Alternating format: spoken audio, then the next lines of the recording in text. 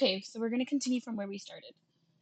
Once you make it across the street, the lights become brighter and you start hearing muffled music mixed with loud chatter of dozens of people. When you finally make it around the buildings, standing in the way, you end up at the edge of a small square.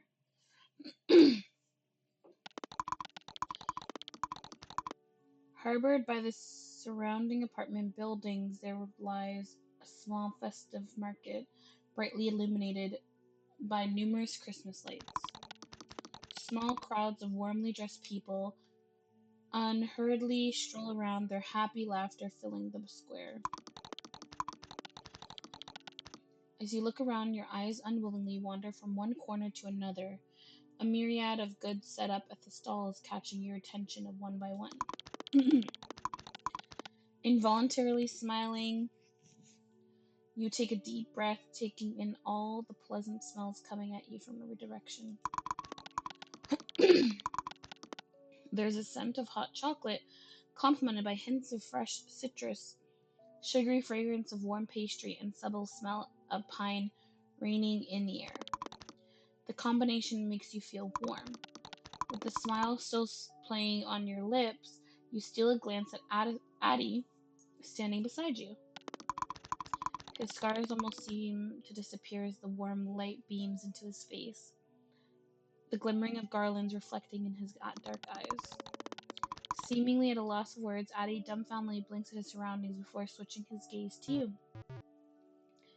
It's very pretty, right? I love it. Addie lowers his eyelids as a smile spreads on his face. Guess I'm in the same boat with you now. You can't help but feel your smile widen at his words. They set up this small Christmas market every year here.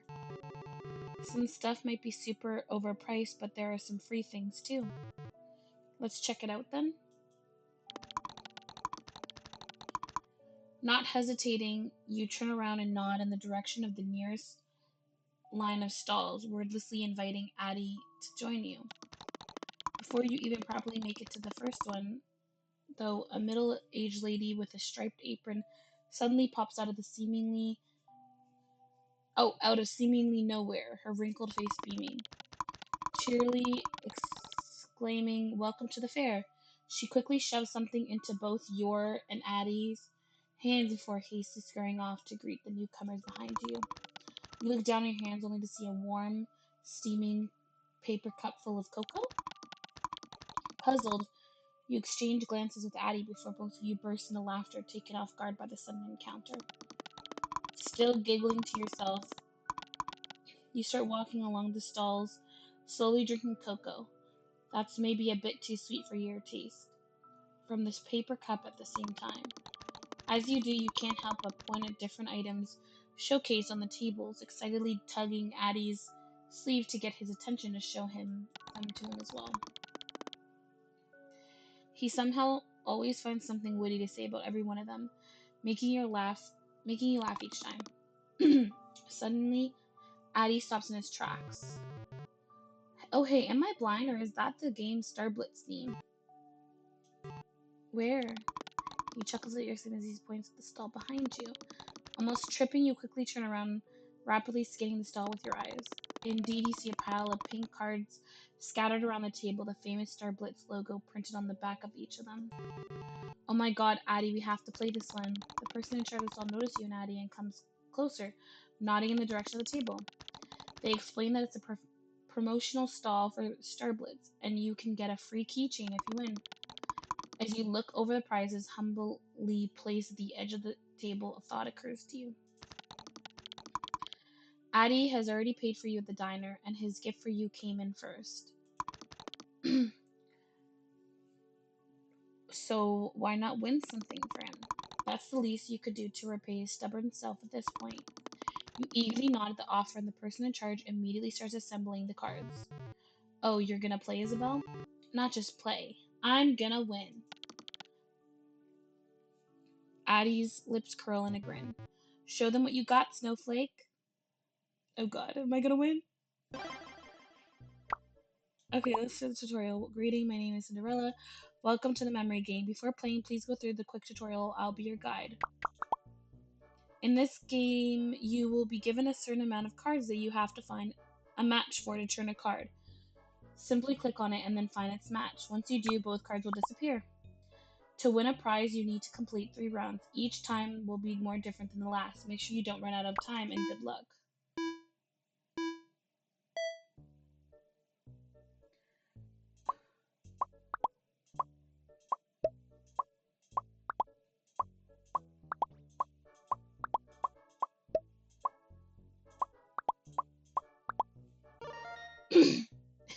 Hell yeah.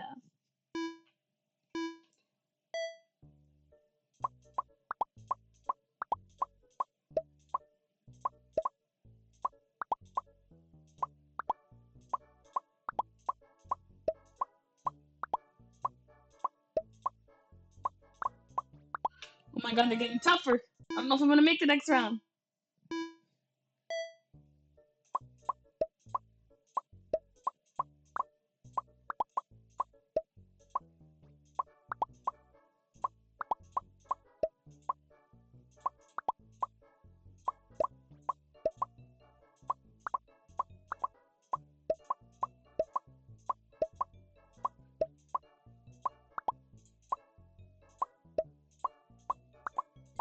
Holy shit, I just fucking minute. Oh my god. Oh my goodness, I just got it. Yes. Addie left a laugh behind you. I knew you could do this well. The vendor points at the keychains you can choose from. With your heart thumping and rising excitement from the thrill of winning, you lean over the table looking over your options. Isn't he?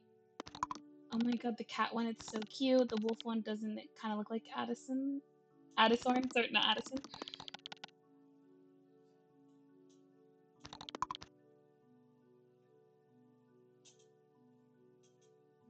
Let's pick the doggy. Let's do it. Then you stretch your hand with it towards Addie.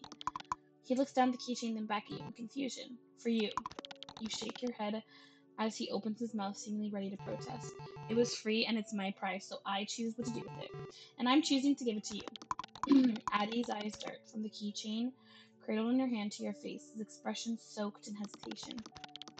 Finally, he sighs in defeat and stretches his own hand to accept the gift. With a triumph smile plastered on your face, you put the keychain into his hand, folding his fingers with your other hand, his skin feeling rough and warm against yours. Addie brings the keychain closer to his face and looks it over. Doesn't it kind of look like you? Surprised, he turns the keychain over in his hand as if trying to find something you saw and he didn't. You think? Yep. He gives the wolf chain one more look before switching his gaze to you, a smile now playing on his lips. I'll remember that you see me this way, Isabel. You laugh at his response. Why does it sound so menacing? Addie carefully puts the keychain into his parka pocket before giving you another smile. This time it's full of warmth. Thank you, Isabel. I'll treasure it. You return his smile. Of course, Addie.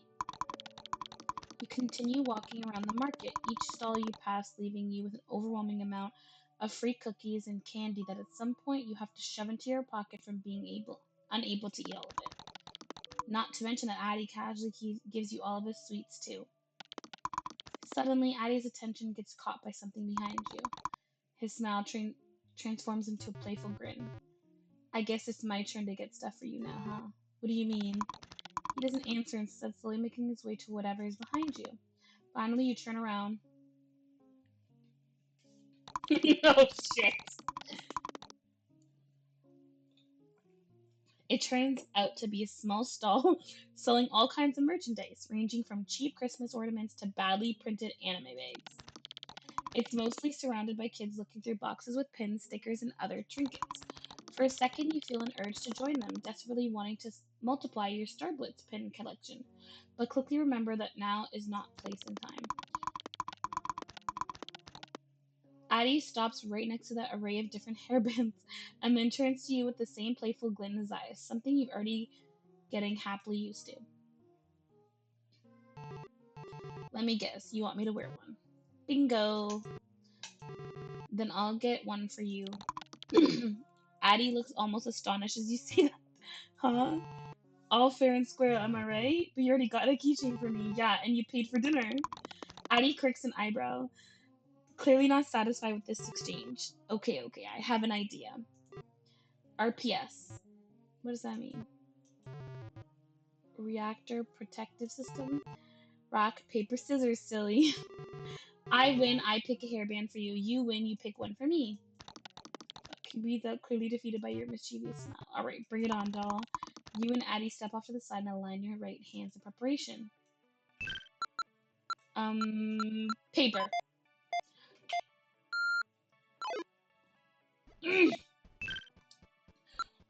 Scissors. T. Rock. Oh, we're thinking alike now. He's gonna do paper. So I'm gonna do scissors. What the fuck? Okay, I'm gonna do paper. What the fuck? Okay, this is getting too weird. Okay, I'm gonna do rock. Bingo, bitch. Okay.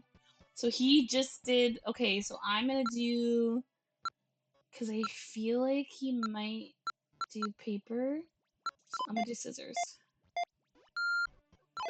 Fuck. Okay, I'm gonna do scissors again. Bingo. Oh my god. I'm gonna do paper. Oof. Okay, I'm gonna do rock. Yes! Yes! Ha, one, no way. Ha, no take backsies, remember? Wasn't it you who said all that stuff about being a man of his word yesterday? I was. Then you're obligated to do this. But, Addie? Oh, obligated? Addie shuts his eyes in defeat. Okay, fine. Only for as long as we're here. Not a second more. Works for me. With readiness, you excitedly looking over the various options. I'm for sure gonna go with these ones, I think, because they match his hair.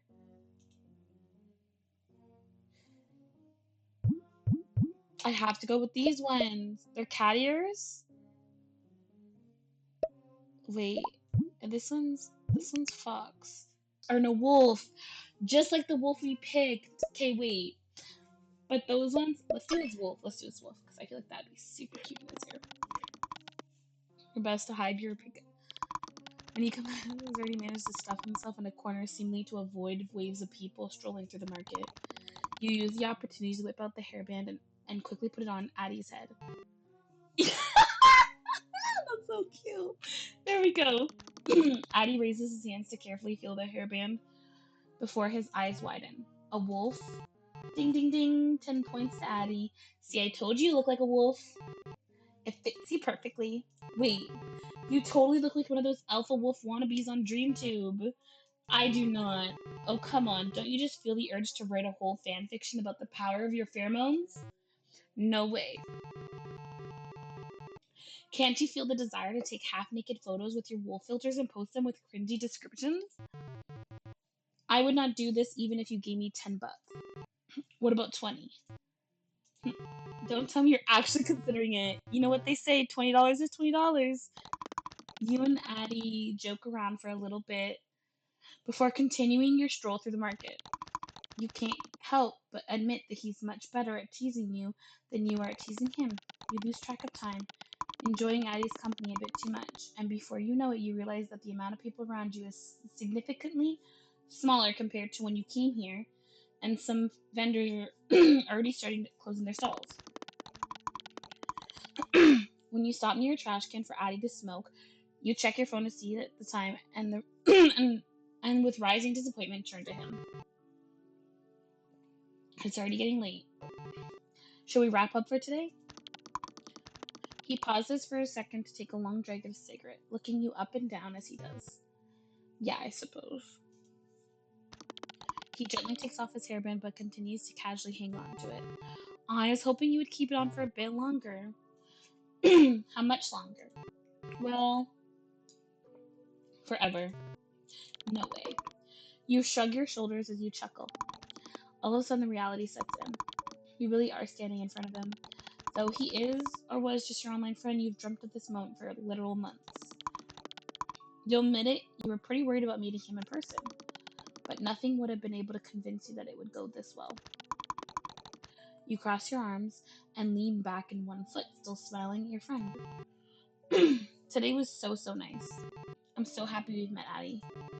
To be honest, I was a bit skeptical about meeting an online friend in real life, but I'm glad you are still the same good old Addie I know. Addie, I keep doing that. Addie breathes out with a smile and shrugs. I'm glad I didn't disappoint. Not a bit. And we should also definitely meet again once I come back from visiting my family, for sure. See you next time then? Of course. Preparing to leave, you zip up your jacket and give Addie one last smile. He returns it with one of his own. A smile full of already familiar warmth. Walking away, you watch Addie over your shoulder as he waves you goodbye. His silhouette is slowly engulfed by the endless snowflakes that dance in the air, swirling around his ever-fading figure. Before Addie completely vanishes from your sight, you teasingly stick out your tongue at him and then quickly turn to face the snow-covered sidewalk in front of you. I thought he was gonna kidnap us, shit. With a skip in your step, you cheerily turn to walk the familiar route through the narrow back alley that you usually use as a shortcut to the bus stop. After glancing at your phone, you make sure that you still have plenty of time until the next bus arrives and unhurriedly slow down, enjoying the chilly winter evening.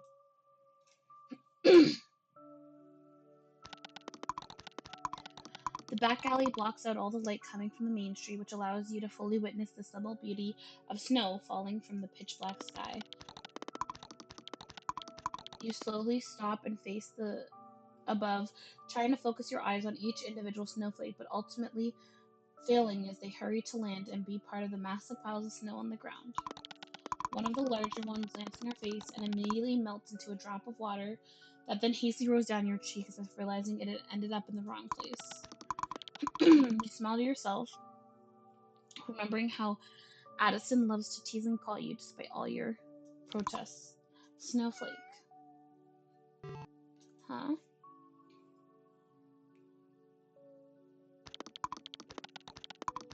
You look down only to see a white cat, expectantly looking at you with its obscure white eyes, its fur surprisingly clean despite of the weather.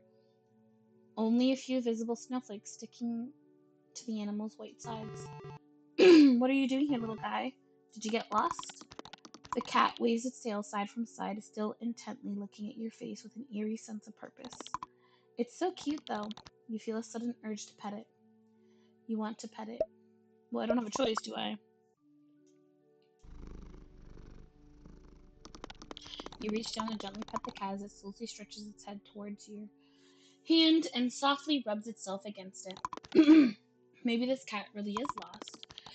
Its fur is in a fairly good state, not to mention that it doesn't look underfed either. Maybe you should take it home and see if you can find its owners. What do you think, little one? Would you mind seeing me for a bit? You give the cat a soft smile. There's someone I know who would definitely like to meet you.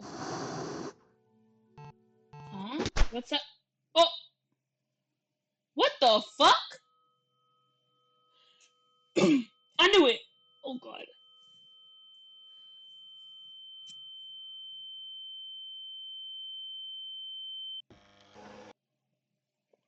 I cherish tenderly the promise of my love. Deep down inside my tangled, rotting veins, my bones start breathing every time you laugh. Those eyes of yours wake up my tired remains that densely cover my pulsating, bruised skin and ache each time I hear your fragile voice. My head gets full of things that I don't mean. I really wish I had at least one choice.